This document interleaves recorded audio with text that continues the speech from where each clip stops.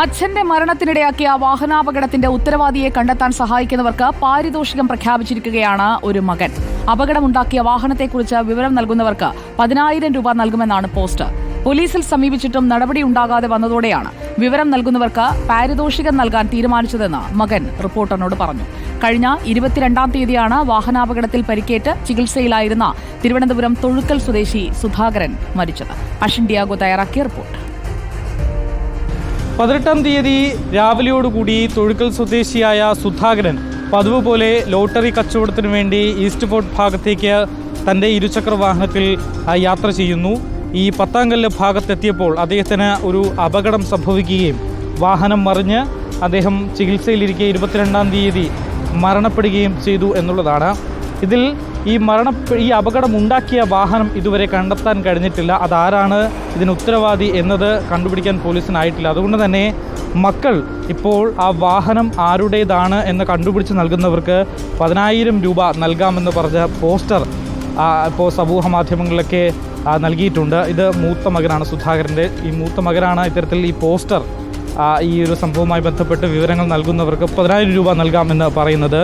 എപ്പോഴാണ് ഈ ഒരു അപകടം നടക്കുന്നത്? എന്തായിരുന്നു അന്ന് രാവിലെ സംഭവിച്ചത്? 18-ാം തീയതി രാവിലെ 6:15 6:35 അതിനിടയ്ക്കാണ് സംഭവം നടക്കുന്നത്. ഇതിപ്പോൾ ഈ ഒരു 10,000 രൂപ നൽകാമെന്നൊരു തീരുമാനത്തിലേക്ക് എത്തിയത് എങ്ങനെയാണ്? ഈ ബസ്സിൽ ആ ടൈമിൽ ബസ്സും പോകുന്നുണ്ട് 2 സൈഡിലോട്ടും. അപ്പോൾ ആരെങ്കിലും ശരിക്കും വണ്ടികൾ പോകുന്നുണ്ടല്ലോ കൂടെ, ഒരാളെങ്കിലും കണ്ടു കഴിഞ്ഞാൽ അവർക്ക് എന്തെങ്കിലും പറയാനുണ്ടെങ്കിൽ പറയാമല്ലോ എന്നുള്ള. പോലീസ് പറയുന്നത് ഇതെന്തെങ്കിലും റോങ് സൈഡിൽ നിന്ന് വന്ന ഏതെങ്കിലും ബൈക്കോ അങ്ങനെയുള്ള വണ്ടി നേർക്ക് നേരെ ഇടിച്ചിട്ടുണ്ട് എന്നാണ് പോലീസ് കൺഫേം ആയിട്ട് പറയുന്നത്. ഈ അപകടം നേരിട്ട് കണ്ട ഒരു വ്യക്തിയാണ് ഇദ്ദേഹം. ഈ ചേട്ടൻ തൊട്ടടുത്ത് തന്നെയുള്ള ഒരു വായനശാലയോട് സമീപം ഇരിക്കുകയായിരുന്നു. ചേട്ടാ, രാവിലെ ചേട്ടനോട് ഉണ്ടായിരുന്നില്ല, എന്താ സംഭവം കണ്ടതെന്ന്? രാവിലെ ഞാൻ 5 മണിക്ക് എണീക്കും, അന്ന് ചായ കുടിക്കും. ചായ കുടിച്ചിട്ട് പത്രം വാങ്ങിച്ചിട്ട് 6 മണിയൊക്കെ ആകുമ്പോൾ ഇവിടെ വന്നിരിക്കും. സൗണ്ട് കേട്ടാണ് ഞാൻ പത്രം പെട്ടെന്ന് ഇങ്ങനെ നോക്കിയപ്പോൾ ഈ വണ്ടി കണ്ട ഇങ്ങനെ വണ്ടി കിടക്കുന്നു. അപ്പോൾ പിന്നെയാണ് നോക്കി വണ്ടിയുടെ അടിയിലാണ് ആൾ കിടക്കുന്നു, വണ്ടി പുറത്ത് കിടക്കുന്നു. എന്നെ കൊണ്ട് തൂക്കി വെട്ടിക്ക് എടുക്കാൻ പറ്റിയില്ല.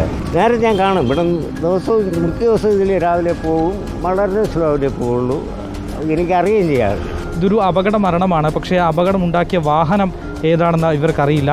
ആരാണ് ഇതിന് ഉത്തരവാദി എന്നുള്ളത് അവർക്കറിയില്ല. അവരുടെ അച്ഛൻ എന്തായാലും ഈ ഒരു വാഹനാപകടത്തിൽ മരണപ്പെട്ടിരിക്കുന്നു. അതിലെന്തെങ്കിലും വിവരം നൽകുന്നവർക്ക് 10,000 രൂപ നൽകുക എന്നൊരു തീരുമാനത്തിലേക്കാണ് അവർ എത്തിയിട്ടുള്ളത്. കാരണം പോലീസിൻ്റെ ഭാഗത്തു നിന്നും ആ ഒരു അന്വേഷണം ഇഴഞ്ഞു നീങ്ങുന്നു എന്നൊരു ആരോപണം കൂടിയുണ്ട്. വീഡിയോ ജേർണലിസ്റ്റ് വിഷ്ണു എം.എൽ.ഒപ്പം reporter Ashin Diego, in reporter, Thiruvananthapuram.